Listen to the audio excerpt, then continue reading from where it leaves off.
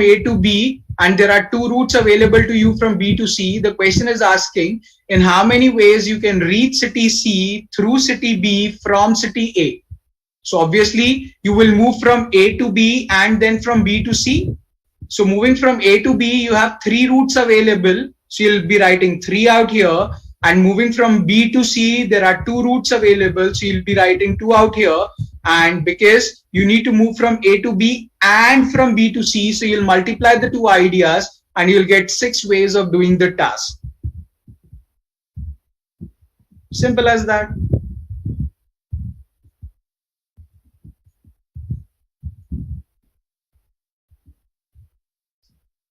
Great. Note it down and then we'll talk about another example.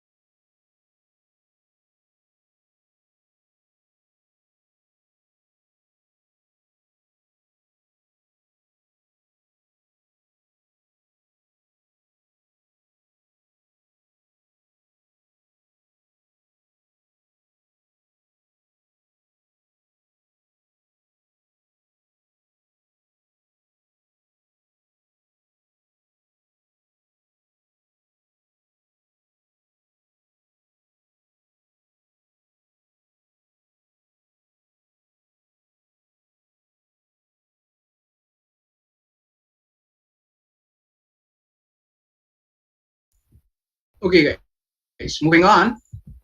Talking about similar kind of example.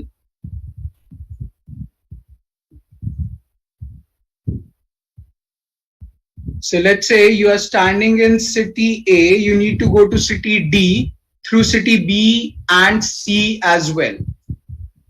So in how many ways you can reach position D or city D from A through B and C? So you guys answer this question now.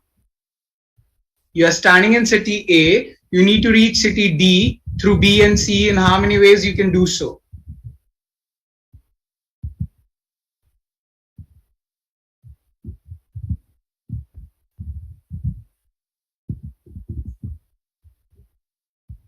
Correct. So there are 3 routes available out here, 2 routes available out here, and 3 again from C to D. You need to go from A to B and from B to C and from C to D. So there will be 18 ways of doing the task. Simple as that.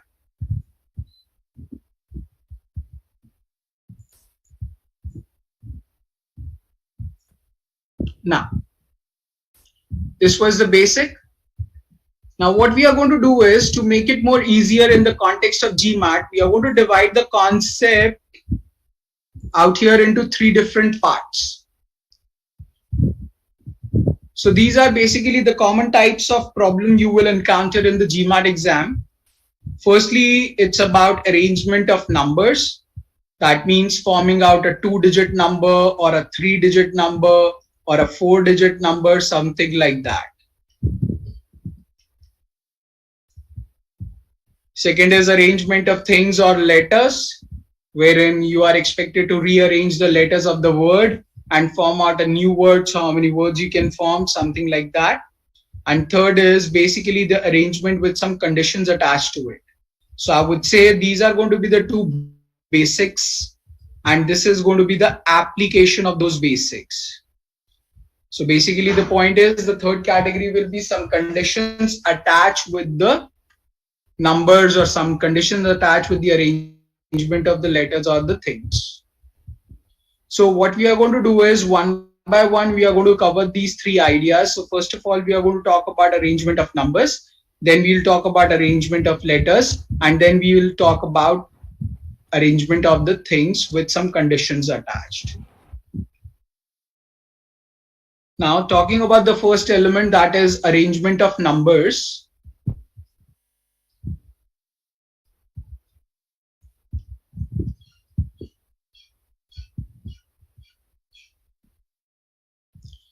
Now in this particular case, what we need to understand is we are going to follow 5 different steps, or I would say 5 different points to solve out a question.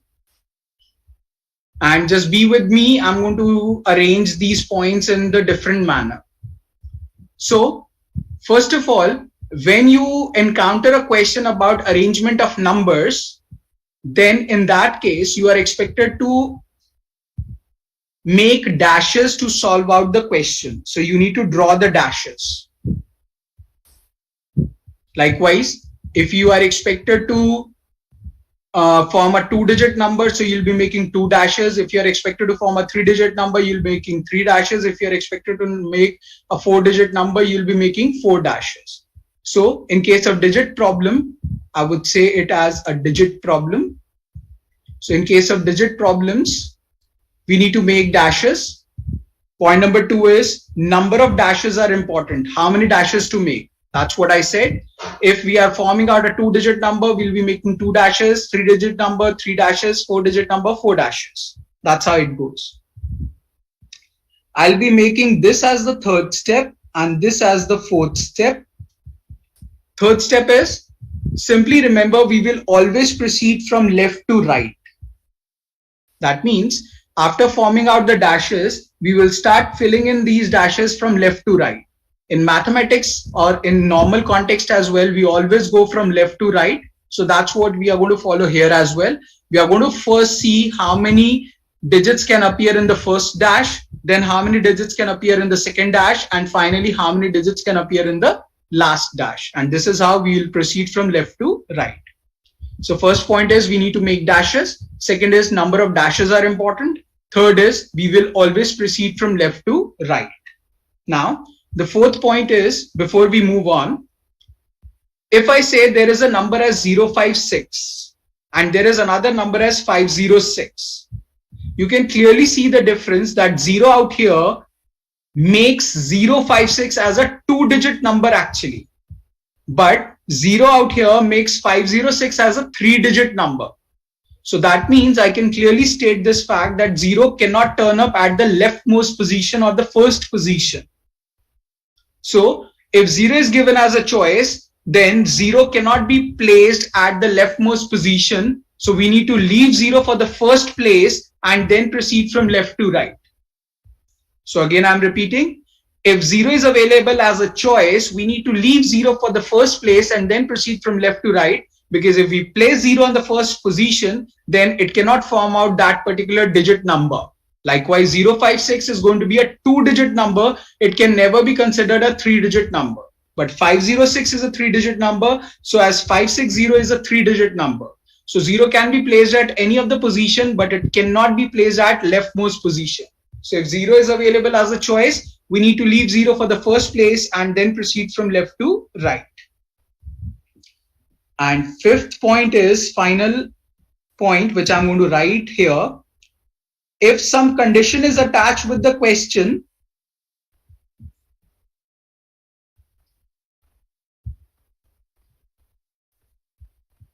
If some condition is attached with the question, we will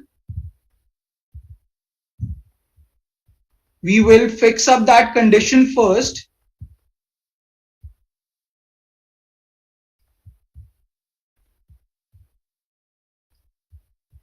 and then proceed from left to right.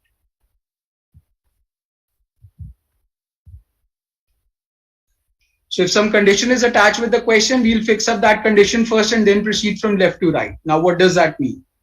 Let's say we are forming out a 3-digit number and we are specified that the second place can hold any 2 digits.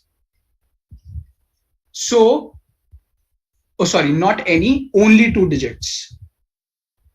So the condition out here is that this will hold only 2 digits.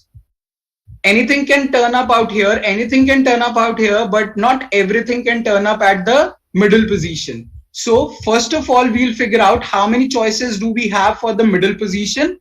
Then we will proceed from left to right. That means we'll first see how many things can appear at this position. Then at the second level, we are going to fill this position, and finally this will be the third. So basically, whatever condition is given to us, we need to fix up that condition first and then proceed from left to right. So for solving out every question, we are always expected to follow these 5 points in place. So in case of digit problem, we need to make dashes. Second point, number of dashes are important. Third, we will always proceed from left to right. Fourth, if 0 is available as a choice, we need to leave 0 for the first place and then proceed from left to right. And fifth, if some condition is attached with the question, we need to fix up that condition first and then proceed from left to right. Take a minute, note down these points, digest it, and then we'll talk about certain examples based on it.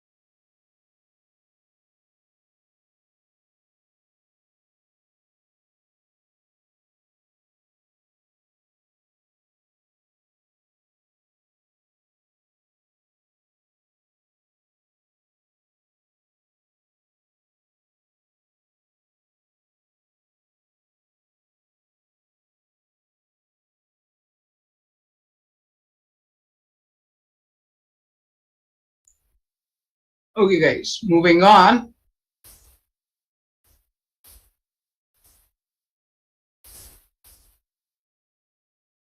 So guys, here is a question which has 2 parts to it. I would like you all to attempt this question and give 2 different answers for these 2 parts. Try it out and then we'll discuss at length.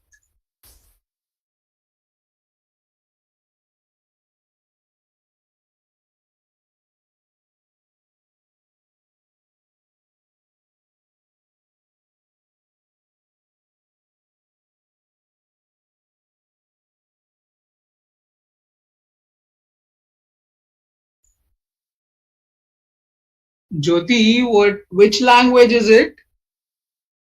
Hindi, is it? Or Nepali?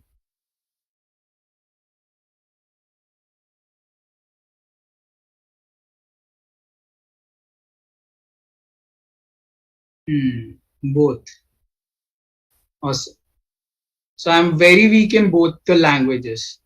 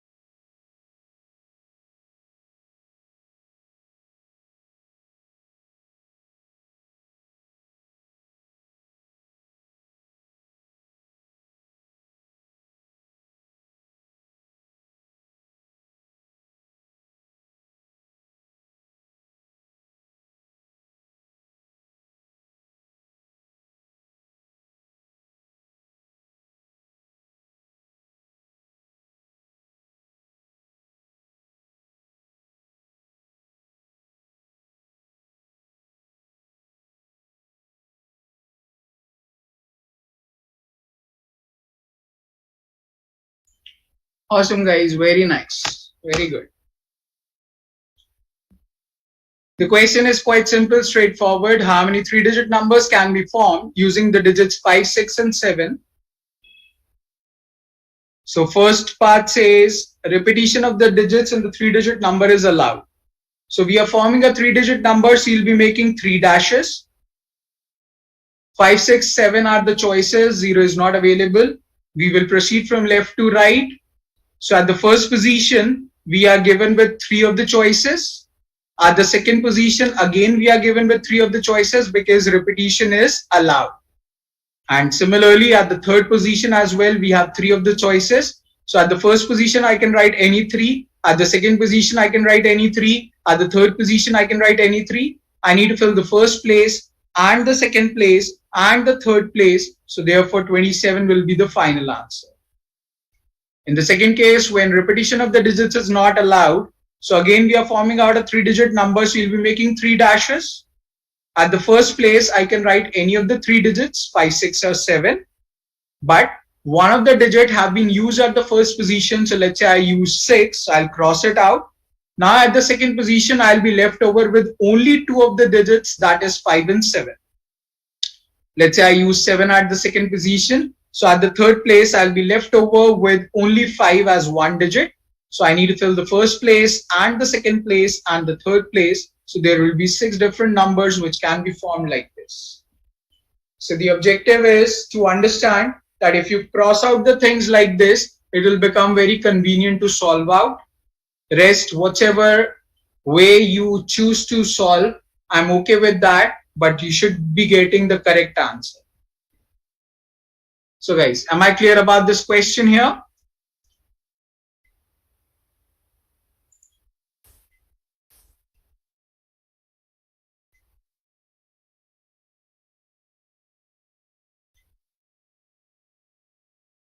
Awesome then. Moving on to the next question, basically next example, I would say. Now here is the next example, try it out and then we'll discuss at length.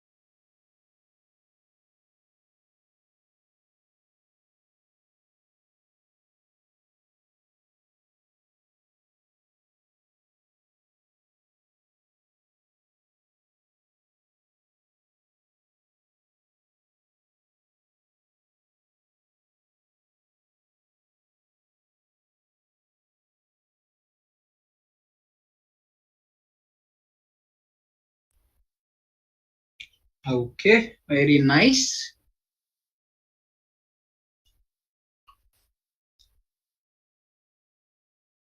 Any other answers, guys?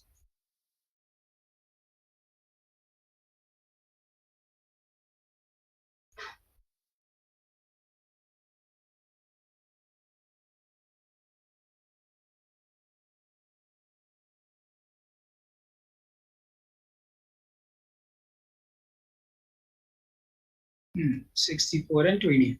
Okay, let us see what are the correct answers. So it says how many three-digit numbers can be formed using the following digits 0, 1, 2 as well as 3. First part says repetition of the digits in the three-digit number is allowed. It doesn't matter how many digits are available to us. It does matter how many digit number is to be formed. So if we are expected to form a three-digit number, so we will be definitely making out three dashes. So we are forming out a three-digit number. So I'll be making three dashes, 1, 2, and 3. Now, out here in this case, 0 is given as a choice. If 0 is available as a choice, we need to leave 0 for the first place and then proceed from left to right, which basically means at the first position, I'll be left over with 1, 2, and 3 choices only. But now, from the second place onwards, I can place out 0 and repetition is allowed. So at the second position, I can fill any of the 4 digits, and at the third position, I can fill any of the 4 digits. I need to fill the first place and the second place and the third place. So 4 4s are 16, 3s are 48 will be the correct answer to it. Similarly, for the second part, we need to form a three-digit number. So you'll be making three dashes. 0 is given as a choice, so cannot be filled at the first place. So 0 will be out. So I can fill any of the three digits, 1, 2, or 3. Now let's say 2 has been filled, so it will be out. Now at the second place, again, I'll be available with three choices. One is 0, second is 1, and the third is 3. So I'll be available with three choices at the second place. Let's say I've used 3. So at the third place now, I'll be available with only two choices, 0 and 1. So I'll be writing 2 out here. At the first position, 0 cannot turn up. So I'll be available with 1, 2, and 3. At the second position, now 0 can also be placed. But I have used one of the digit out here. So out of 4, one of the digit has been used at the first position. So second place will be left over with only 3 digits. And finally 2. I need to fill the first place and the second place and the third place. So the final correct answer will be 18. So guys, is that okay? Does that make sense to everyone?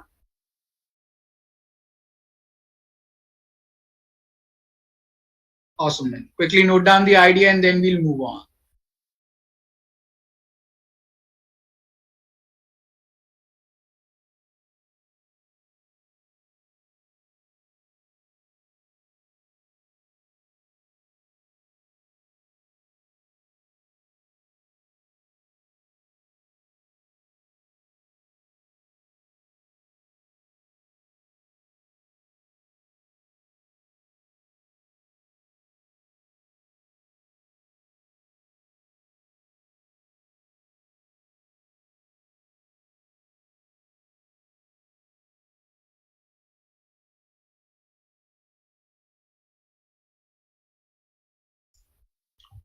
Okay guys, moving on now.